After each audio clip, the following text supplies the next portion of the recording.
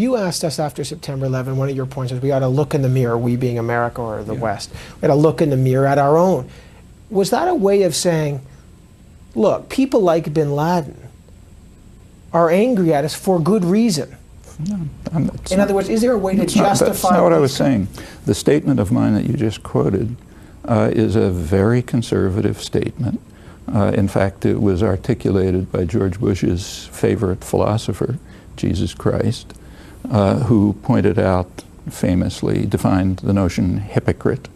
A hypocrite is a person who focuses on the other fellow's crimes and refuses to look at his own. I know that the U.S. has committed atrocities.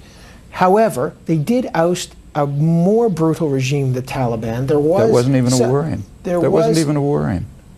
Wasn't even a war aim. But is that a moral thing to do? They did get rid of a brutal regime. There was celebration in Canada. Now, good, fine. Let them bomb Israel and get rid of the brutal regime there. If we want to overthrow the regime of Uzbekistan, now a great favorite, but it happens to be not very different from the Taliban, the way to do it would not be to bomb Uzbekistan, but to support internal democratic forces and let them do it.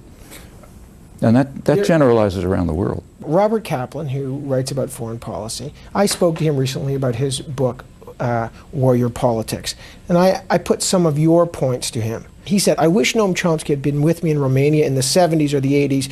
Adult choice of foreign policy is made on distinctions. The argument that Chomsky makes has no distinctions because there's a difference between the quantity and the kind of dictators that America supported and the quantity and the kind of things we went in communist world for 44 years. Okay, so let's take his example, Romania, Ceausescu, hideous regime, which he forgot to tell you the United States supported.